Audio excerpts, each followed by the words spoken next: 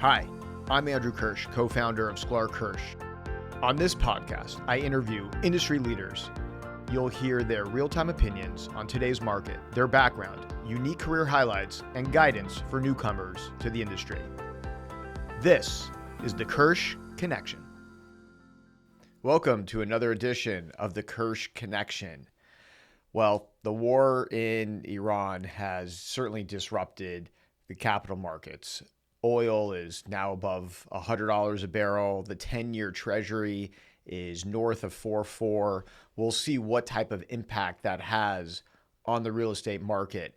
People are talking about it, but we haven't really seen it impact current deal flow, but I'm sure that's on the horizon. On today's show, I have Jeff Weller, the co-founder of Lion Real Estate Group. Lion Real Estate is an owner-operator of multifamily throughout the country. Jeff talks about where he's finding deals in today's market, how he's capitalizing them, and advice that he would give himself if he were to start all over again in the real estate business. It's a great conversation with Jeff. I hope you enjoy it. Welcome to another edition of the Kirsh Connection.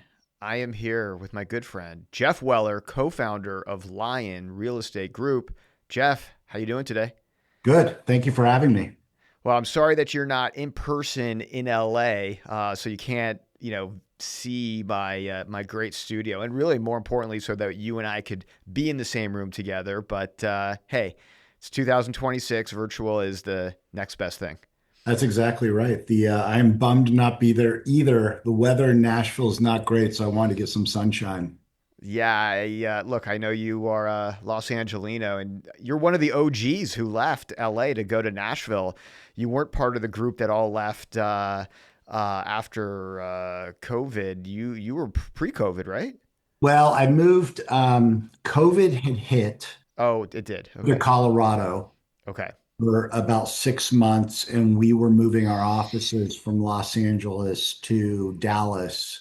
And the reason for that was we just started buying a lot of multifamily in the Southeast and Texas. So we felt like to have an office in Dallas was important to stop the commute time. So I had, 3 kids in school. And so the flight from LA to Atlanta, Charlotte, Texas, was somewhat prohibitive to be back in time for dinner. So we decided we would get up and move. And the thought was we'd move to Dallas and ended up falling into Nashville and love it. Yeah, we moved here 5 years ago. Yeah, well, it's funny. I've talked about this on my podcast. After the fires in the Palisades, my wife was convinced that we should move to Nashville, even though she had never been to Nashville. But for some reason, she just thought that's the place where we should go. Obviously, we ended up not. We stayed put in LA. But I told you before we started recording that I was in Nashville last week, and it's such a great city. How would you compare just living in LA versus living in Nashville? I think unless you're moving to a New York or a San Francisco or a Chicago, which a lot of people who make the decision to move out of Los Angeles are not going to those cities, it's the closest complement to Los Angeles. So you've got a blue dot in a red state. You have a lot of arts. You've got a lot of musicians. So you find a lot of Californians live here. A lot of New Yorkers live here. A lot of people live in our neighborhood who actually don't work in Nashville. They actually either telecommute, I guess you'd call it, or they go to New York during the week. And it's a nice lifestyle. It's great for my kids. I've got a daughter at Vanderbilt now, so it's great having her near me. The thing that I would say that we miss the most is probably the weather, because you have some pretty I'll give you an example. Yesterday, it was 79 degrees in Nashville. Today, I want to say it's 40. So the weather swings like crazy. Yeah. And so we all get a little, Californians are a little, they don't realize how good they have it with the weather. But other than that, it's amazing. The people are amazing. The people you meet here are amazing. And there's a lot of growth in the city. So it's good for a real estate guy. Yeah, last week I was there for a YPO retail symposium, and one of the keynote speakers was the president of the Tennessee Titans. I'm forgetting his name right now, but he talked about the new stadium and the development going on in the East Bank, and it just seems like just Nashville just keeps growing, and it's such a dynamic place. The guy, yeah, and the guy who, if you, one of the guys is from California who found the land through Carl Icahn, who's doing that development. I think Carl Icahn is the debt, and then the Titans owner is an equity position in it. It's a massive development. Now, I think it's going to be great for the city if they get it done. I actually um, am in Nashville Yards, which was developed by Southwest Value Partners. That's an amazing development. We have Amazon has two towers to the right of me, CAA is behind me, Yep. Pinnacle Tower, and then we have a concert venue here. So that's fun. I mean, it was easy to recruit people out here because there's just a lot to do. So we've had people move from our LA office and our Dallas office out here and have kind of now they're calling Nashville home. I love it. Well, it's a great place to visit, and hopefully, maybe we'll do another podcast in Nashville. How about that? All right, so let's before we get into Lion, let's talk about your background to the extent people may not know you. How'd you get into the real estate business? So I was a broker out of college. I started with Cushman Realty as a tenant rep broker in Los Angeles. And then I jumped around to CB Richard Ellis, Staubach Company before it was, oh, actually, before it was acquired by JLL. And then I met my business partner, Maury Barak, who was a banker at Lazard, and then he was at Buchanan Street.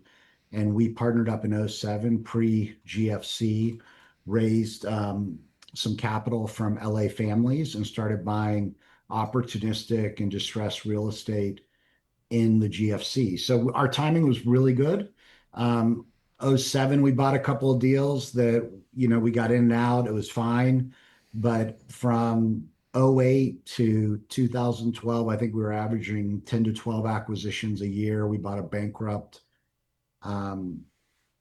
a bankrupt affordable housing company. We were doing all different types of things. We were doing office repositionings in the arts district. We did a ground up apartment deal. So we kind of ran the gamut of doing everything in real estate for the first 5 years. And so talk about those first 5 years. I mean, how did you, how was investors, how were you able to obtain investors? I think that's a common question or quandary that people who go out on their own seem to have. You've got two aspects of the business: finding deals and finding investors. What was harder? I think finding deals, because I think that when you find a great opportunity and you have a Rolodex, you're going to find investors. We got very lucky because we have a couple of larger investors based in Los Angeles that my family had known for a while, and they were incredibly good to us early on. So when we would bring a deal in the door, they would capitalize 50% of it. So if it was a 10 or $15 million equity check, that family would come in and put up half, and then we would put together 250 to $500,000 investments through a handful of other friends and family. I mean, today we have 500 private investors, and that represents 700 million of equity. So we're actually probably on the high end of that. So I look at that. Most people, once they get to about 100, 200 million of private money, they pivot to institutional investors, and we stayed with kind of that philosophy of taking private investors. And they liked it. I mean, a lot of people, we sold a lot. So a lot of people just continued to re-up or go along with the 1031 exchange. And to be honest, the private investors that we've learned a lot on how they like to invest, how they don't like to invest, what what is good and what's not good, right? And so over communication is very important. Communicating what's going on in the market's very important.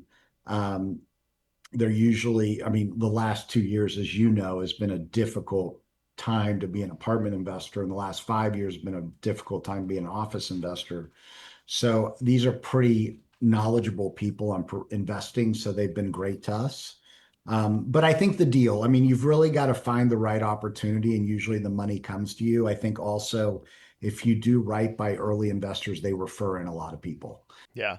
We ended up having a lot of people who would call us, I'm friends with so and so, and they'd call in, which was really, really great for us growing our business. Yeah, I mean that's the biggest testament in the law business when a client refers someone to you, in the real estate investment business when when an investor refers another investor. So through these private capital source deals, are they all syndication one-off transactions, or have you raised discretionary funds of private capital?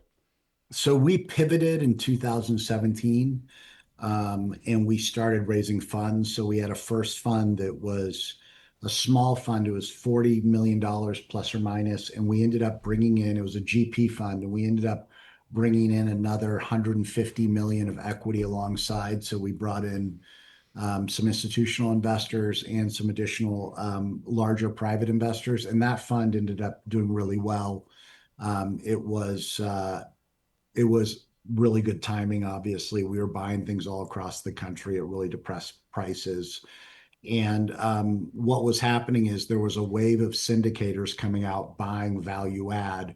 So when we went to go exit a majority of the portfolio from 2020 to 2022, we had really good exits. And so that was when we started in the fund world. We learned a lot from doing the fund. I mean, just everything from fund administration, legal exposure, how to diversify a fund, how to raise co-invests alongside the fund. And then we raised a second fund that was around $200 million LP fund, all private investors, a couple of larger family offices. And we deployed then. And so what we did was in all of our funds, we try to do them a little bit shorter than an primary institutional fund. So if you look at these institutional funds are sometimes 8 to 10 years, and they have extension periods. We did ours around 5 to 6 years with an extension period because private investors like to see their money getting deployed. They don't want a 5 year deployment because they have to sit money on the side. And then they want to see what you're doing, and the funds weren't that big. So we could deploy it in a thoughtful way and then exit it. So we did a second fund, we deployed that, and we ended up fixing in most of our financing there and feel pretty good about that. And then we raised the third fund we're still deploying right now, and that'll be fully done by July. And then we will go on and raise a fourth fund at the end of this year. No, that's great. When you pivoted from a syndication structure to a fund model, what was the reaction of investors who were used to investing with you on a deal by deal versus now discretionary fund structures? They didn't like it. I mean, I can tell you it was a lot of education on why we're doing it. We really were trying to explain to them, listen, you've done 10 to 20% of every investment we've done over the last 15 years. Why are you having a hard time giving us discretion if you're going to continue doing that? So we had to explain that. Um, Most people got over the hump and understood why we're doing it. And most people are benefiting from it today because the fund two that we deployed and have fixed rate financing, but we've had to juggle a lot of things around because the market rents have gone down. It's been a tough fund. And in that fund, we won't lose any money. We'll effectively bring back all of the money, make a nice return, and will probably be, depending on how everything's come out, in a top quartile return fund. Where if those investors had done deal by deal, there's a possible situation where a deal may be sold for a loss because you can't move money around within the fund structure. So I think people understand the diversification now of why you do a fund because it's more of a basket of investments. But it was a hard to get some of our investors who had a lot of money invested with us to get excited about doing fund investing. But I think they understand the benefit of it now. Mm-hmm. Do you ever feel that you're caught in a fund structure where you're at the end of the life of the fund, but you feel this is not the right time to sell? Do you then have the ability to extend the fund life so that you can get out of a particular market at a time that you think is more opportune for you and your investors? Yeah, so So we have limited partner advisory committees on both funds, really smart guys. So we're able to kind of defer to them and say, hey, listen, here's the situation we're in. Do we want to extend this fund for 3 years or 2 years? We're doing that right now in Fund Two. We probably will extend it. And also, if we don't want to sell an asset and continue with the asset longer term because we think there's more upside, we can have those conversations as well. It was set up in a way it's pretty flexible, and the LPAC is dealing with us. I mean, we have quarterly meetings with them, and then we have an annual meeting. So it's good. I mean, listen, I think the limited partner advisory committee on these deals are really important because you can get different people's views. It's usually your larger investors or really knowledgeable investors in real estate. So we will, you do have some flexibility there, and you have to build in flexibility um, to do the right thing by the LPs and really maximize kind of the returns. Because listen, real estate's pretty cyclical, right? So you sit there and right now we've been going through it the last 2 years, and then we think, we're coming out of it. I think you've talked to a lot of different multi guys, and you have a lot of multi clients. It's been a tough fourth quarter. I mean, when you look at it, you had a lot of supply come in the markets that we're invested in, and you have rents moved down significantly. Now they're coming back, and occupancies are coming back. So when you have something like that that happens, you need to give yourself flexibility on the capital. Yeah. All right. So obviously, you've alluded to how the market's been the last couple of years. I would say it's been like this since, gosh, maybe summer of 22. So we're almost approaching 4 years, right? Oh It's my great. gosh, yeah. It's crazy how time flies. Uh, so, what are the types of deals that Lion is looking at today as we're sitting here? Is it March 1st or March 2nd, I think, right? Yeah. March 2nd. Yeah. I mean, I mean, the opportunities today, the fundamentals work. Um, in our Fund Three, we've bought a few properties directly from banks where the banks actually took the properties back and we bought them directly from the debt fund. In most cases, we're buying things where the investor before has lost the majority, if not all, of their equity. Um, there is deferred maintenance issues that you have to be really smart about when you buy these properties because people for the last year have not put money into the property because they had to give it back to the bank or they've had to sell it at a significant loss. So these are things where people didn't put fixed rate financing on in 21, 22, 23. Uh, the chickens have come home to roost. They're selling them. The properties aren't performing well. It's been mismanaged, and they're losing money. So, a lot of general partners have lost focus on the deals they're losing money on, and they're focusing on the deals they're making money on. And that's what we're trying to buy.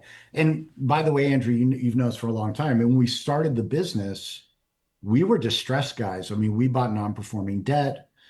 We bought properties all through the GFC like we're buying today. And so that timing was pretty darn good. And I think we're going back into that.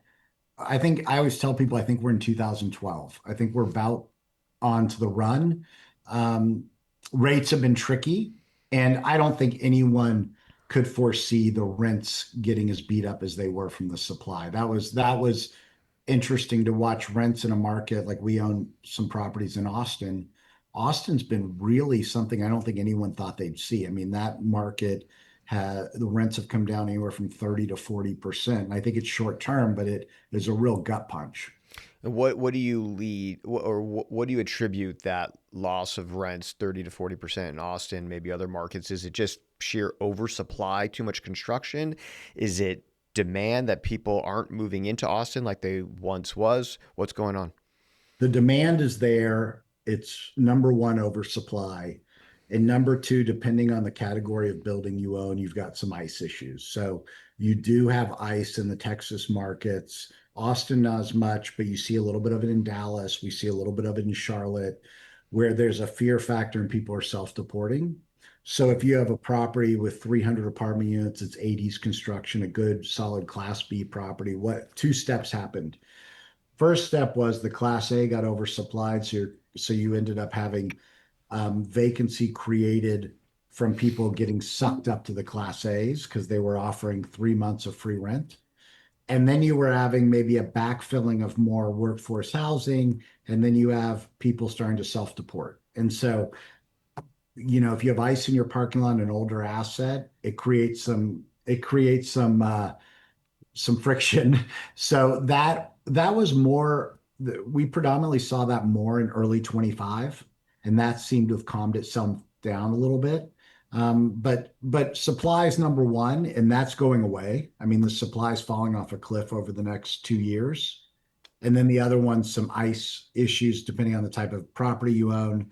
Um, and that's where we mostly see it. I just don't think we thought that the new Class A would put on concessions of 3 to 4 months in some of these markets. And that just, once you put those concessions through to an effective rent, you're really close to what we were charging. And that became pretty tough. And I always tell investors, and they don't like to hear it, is they say, would you buy this? Because we primarily, and this, just buy Class B buildings. Would you have bought Class A buildings knowing this? And I was like, well, no, because we still have performance in our buildings. A lot of Class A operators have been really wiped out. I mean, where they were paying huge price per pound numbers and the market went backwards on them. So we feel good about where we are. We just have to wait a little longer. Yeah. So what's the profile of the type of asset that you are looking for? Still Class B, still Sunbelt? Has anything changed from your thesis or model over the last few years? No, we're doing a couple of things a little bit differently. So the vintage, we still are in Class B. We have a lot of 80s assets in Fund 2. Now we're moving to 90s assets. So we're moving up a little bit in the vintage scale. We are getting a pick of more interesting things because there's less competition to buy, right? And you're getting stuff that's fairly, we're buying things in the 6 cap range. We bought a couple of things in Houston early in this thing, like end of 24, that were over a 7 cap, and you're talking about 50% of previous value the previous owner paid for them. But we're mostly sticking. Now we're out of Austin. I mean, we're not really going back into Austin because we think Austin has a little bit more pain to it. I can tell you Dallas has recovered, Nashville's recovered, not to where it was, but it's recovering. Charlotte, you see a little bit of recovery. The market that surprised us is Atlanta. Atlanta seems to be recovering a little bit more than those other markets. And I think that's people they're going to move their company to the Southeast. And you look at Atlanta as a huge airport, as a big market for people to move, had a lot of office space for people to put offices in, where Nashville's a smaller market, Austin's a smaller market. So you've seen that. We're kind of sticking to our knitting because every time we've gone to underwrite buying super Class A, it just never is, the numbers just don't work for the way we look at things. Mm-hmm. And is the fund primarily how you capitalize all of your equity, all of the LP, or do you ever use the fund as your co-invest, your GP, and you bring in an institutional LP on a larger deal? So we're doing that now. So we've got 40 million left to deploy in our fund, and we have a lot of co-investment interest. So we're basically coming in with the fund taking 20 to 30% of investment. We'll bring in 70% of outside investors. And what we've done in that is when we get a promote from that co-invest, we actually put it back into the fund so there's no conflict. So we look at it and it kind of supercharges the Fund 3 return. And that's going to play really well for Fund 3 investors. Like on our first fund, we did that and it generated a 30% net of fees return. And I think we'll have a similar situation on Fund 3 by doing that. And we also don't want to be in conflict with ourselves. We could go out and do deal by deal on some things because we're over 70% invested in the fund, but we want to make sure that we're being very transparent with our investors and everyone who's in the fund gets the benefit of being in the fund until we finish investing it. We're also doing some LIHTC deals. So we did LIHTC in 2011, and that was really successful. So in Fund 3, we are buying out of tax credit, the 10-year, 15-year tax credit period. We're buying some affordable deals that have gone through that tax credit period and that have a LORA on it for maybe 20 more years. And they have to be within the markets we're in, like within 2 hours of the market. And that's a really interesting business because you're able to generate some pretty serious cash on cash return. Sure. the markets that you didn't mention are coastal markets, and there's a growing debate of, what is scarier, oversupply in the Sunbelt versus, political instability or political risk in the coastal markets where um, at any moment rent control laws could even be stricter, but you still have a more supply constrained markets in those coastal markets. Yeah, so that's pretty funny you said that because I have this debate every week with Maury because Maury still lives in LA. Yeah, And he is bullish on LA real estate, where I'm bullish on Sunbelt real estate. And we yeah, have this debate because we still own a couple $100 million of multi in LA, and we own some office deals that we some legacy office deals. It's a really tough one. I can tell you our LA properties are 98% occupied. They're almost like LIHTC deals. And they work pretty well, and you don't have weather and people, you're supply constrained. It's incredibly difficult to build in Southern California. The biggest problem I don't think you touch is the exit. I mean, the biggest problem we're having is there's not institutional takeouts right now in LA. yep, And so it's really hard to underwrite when you have this mansion tax, and it's basically been a cross on institutional money for anyone coming in. Like we have a Class A building we built outside of downtown LA that's pretty well occupied, like 96, 98% occupied, pretty easy to run. We have fixed rate financing on it. And I don't think we would get with the mansion tax. I don't think if we brought it to market, we get what we need for it to make sense of selling it. That's a big issue. Like they've got to get through that. I've heard talk about the mansion tax rate coming down and some other things.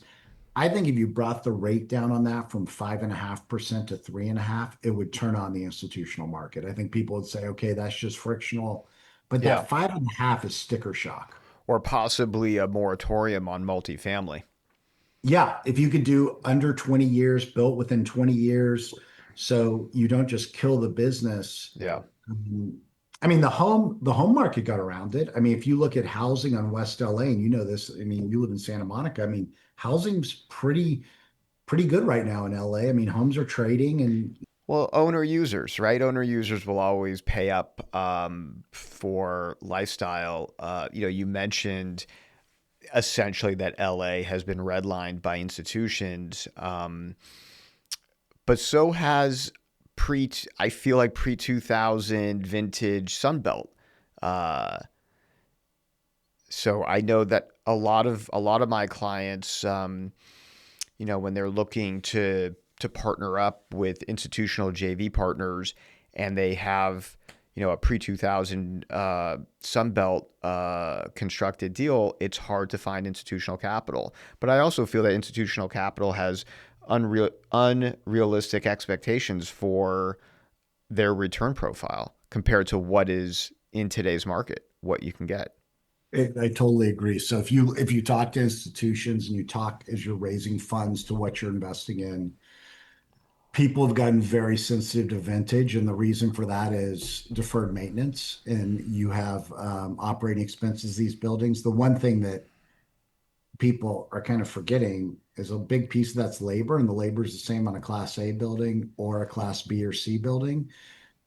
So you're seeing that inflation across the spectrum. Also, you've gotten a lot of syndicators that have been burnt or they burned themselves where they put on a lot of floating rate debt. They're out of the market now. They're fixing all their problems. And that's what kind of, if you look at the market through 21, 22, that's what really accelerated the market is you had people buying 60s, 70s buildings. And they're like, I'm buying it for 100 and 125 a door. I'm going to put in 10 to 20 a door and sell it. Those guys are really not there right now. Yep. And then institutional guys feel like they can buy newer buildings inside of five. But those deals, a lot of those deals, and you've probably seen this, we've bid on deals in the late 90s, early 2000s where they're not getting the activity they want. The owner goes back and refinances them, and says, I'll just keep them longer. So I think it's a little bit of sheep in this situation. I think there are some people, and we hope to be one of them, that are still buying 90s, 80s, really discounted values. And I think within 2 or 3 years, when that institutional capital can't buy anything that's newer, I mean, you look at the big funds like Bridge, True America, all these different groups that have raised money for workforce housing. Well, where do you think they're going to be investing that capital? And so I think that market gets turned back on here. And also, syndicators will get turned back on because when treasuries go down and people don't get as much on their cash, they're going to be chasing yield and they come back into real estate. Yep. What would you consider if we did this podcast at the end of 26? What would a successful 2026 be for you? I think you see, I think everyone's predicting 1 to 3% of rent growth in 26. I think if you got 5 to 7, that'd be successful. I think if you really saw ICE slow down and things kind of, and maybe with the midterms, that happens a little bit where that kind of becomes less of a main topic on media and news. I think that insurance costs would be nice to see those move down, you know. Uh, and obviously, if interest rates, I mean, right now, interest rates are moving up pretty quickly because of this oil spike and some other things. And also, I heard the stock market's up again today after Iran, which is interesting. I think if you saw the 10-year Treasury get to 375 and sit around there, it changes our whole world because spreads have come in. And I think that that would all be very successful. And if that all happened at the end of 26, I think you're in 2013, right? You're kind of now a year into it. Then 14 and 15, you've got a pretty good foundation. Supplies getting cut in half from 26, it's getting cut in half again to 27, again to 28. Now there are some permits that are going to be pulled, et cetera. So we don't know that much further out from there. But I think that we're in a pretty good position. And I think 27, and you talked to a lot of real estate operators. I think people think 27 will have some normalcy. Yeah. So much for stay alive until 25 because we're in 26 and they're hoping to still stay alive. So, how many is there a benchmark of how many deals you and Maury and the rest of the team would like to purchase in the next, I don't know, 12, 24 months? Our goal is to do six this year, Hmm. six deals this year. I think we'll do that pretty easily. I think next year we'd like to do 10. I think that you've got a pretty good runway here for the next couple of years to get value.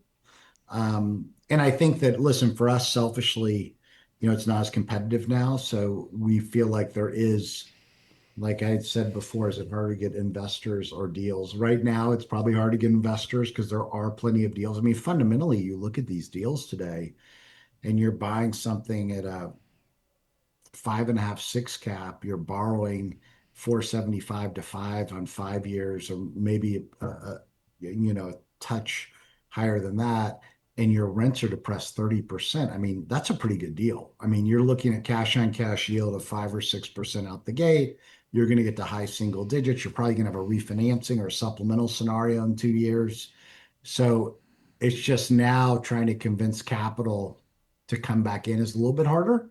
But I think people are changing their tune. And the other thing is we bought into an office platform, and so we have been doing a few of these office deals that are really depressed. And that's been fun because I do think office will have a nice bounce back in the next couple of years. It's not going to be anything. It's not for the faint of heart. I mean, Yep. it's risky, but it's worth the risk in some markets. Are you seeing a to office accelerate and tenant demand accelerate? For sure. So I Yeah. think, I mean, in the building that I'm in, Nashville Yards, I want to say they're over 80 or 90% occupied at very high rents. That's the Southeast. We just bought with the Barker Pacific folks. We bought Sunset Media Center in between Netflix and Skims. We bought that at close to an 11 cap on 60 or 55% occupancy from Kilroy, and I just saw the leasing report. It looks pretty good. We just closed a deal in Carlsbad, 70 or 80% occupied, and I saw the leasing report there. It's pretty good.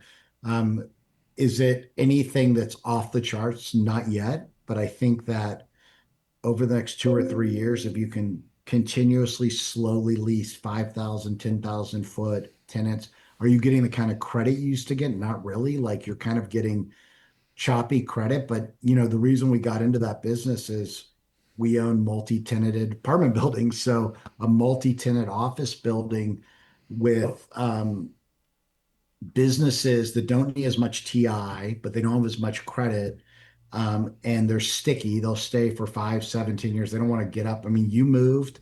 I've moved a couple of times in office, but it's not fun. No, it's not. But before I had been in the same office building, same office for 12 years. Yeah, it is not fun to move. So you're right. They are sticky. I mean, I think about it from our standpoint, like you'll always leave your furniture behind. So you're like, I got to go buy new furniture. Yep. And that's It, it's more expensive than your home furniture. it the whole process is infinitely more expensive than you ever think. From moving your IT, buying new furniture, designing. There's a lot. There's a lot of hidden costs that you don't see. Um, So if you can figure out today how to give someone, if you own a building that's 50% occupied and you can give someone enough free rent and you can credit a piece of that back to FF&E and you can get them in, they're going to be hopefully pretty sticky. And so that's what we're doing. And you're getting these things so discounted, you can do that. so is it through a different fund model or different set of investors that are going into office versus your multifamily platform? So what we did is we had this great guy named Michael Barker, who owned this company, Barker Pacific Group. And 2 years ago, he unexpectedly passed away. And he was whenever you're talking about investors and getting investors, he was our first investor in '07. And he didn't have a multifamily presence. He was mostly office and industrial. He started investing with us and he passed away. And we ended up recapitalizing and investing in his platform with Mark Handon, who I think you know, Mm-hmm. who's now running it. And our role in that business is really to sit on the board. We have a little bit more mature company. I mean, Michael is a very mature company, but he's no longer with us. So we could sit there with Mark. We like those guys and work with them. And then we could also give them some what we call we could sign their non-recourse carve-outs and help them with some helping them on financing some stuff.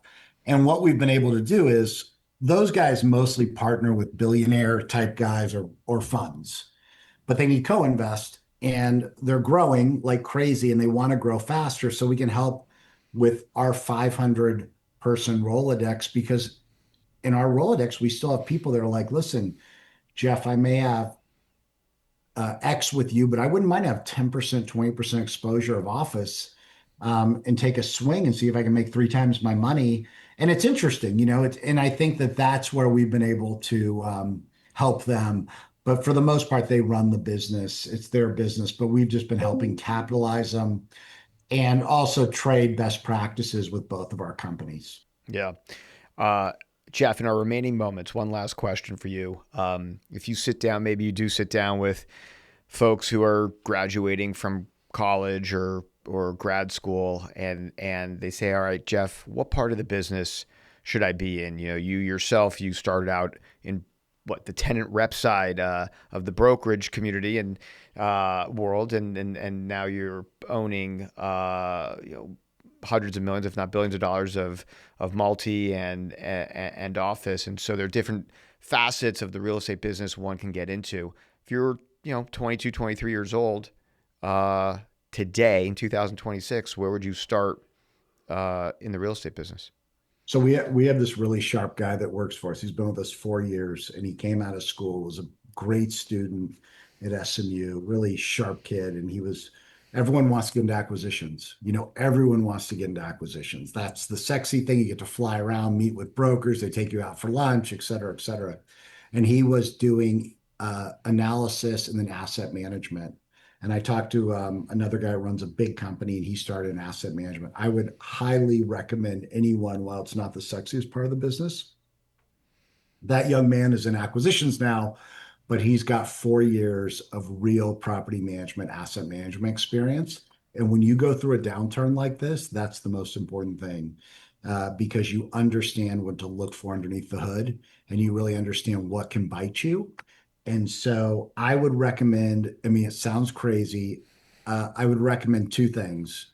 Either A, going into property management or asset management analysis side, or before going to acquisitions in a company, just going to do roll your sleeves up, Marcus and Millichap, brokerage, cold calling, understanding, do that for 2 or 3 years and cut your teeth. And then go and get hired by a firm like ours where you have real experience on doing that and you know where all the bodies are buried on what to buy. And also that cold calling experience is, I mean, you know it from your business, our business, referrals are your best type of clients and investors, but also you can't be afraid to call people. Yep. It's just you can't be afraid to pick up the phone and call people. This is not an ivory tower. You've got to kind of get out there and roll your sleeves up. I mean, you're asking people to give their hard-earned money to invest with you. You need to be able to, get in their office or get in their house. In some cases, when we started, we go sit on a lot of like family room couches talking to people about why you should be investing in multifamily. So I think those two parts are important. If you want the acquisitions, I think you go the brokerage route or go the asset management, property management, and really figure it out. I think those are important, especially now. You see today, I mean, how ugly it can get within operating expenses and things like that. It's good to be working in that part of the business before. Yeah, no, great advice, and appreciate the candor and your perspective, Jeff, and thank you for coming on to the show. Although I miss seeing you walking around the Palisades and having breakfast at Cafe Vita, or although even if I miss that as well. I know, even if you were in LA still, we wouldn't be having breakfast in Cafe Vita, unfortunately, right now We'll with be the on fire. Montana. Yeah, well, then that's where I am. But I can't wait to see you in person the next time I'm in Nashville for longer than 24 hours or you're in LA. And thanks for coming on the show, and much success to you and Maury and the rest of the Lion Group. Andrew, I appreciate it. Thank you very much. And congrats on the office move. We'll have You to got have it you. done. We got to give you a tour here. We did get it done. I All right, love it. I'll see you Jeff. in a few months. Good seeing you. And that's another episode of the Kirsh Connection.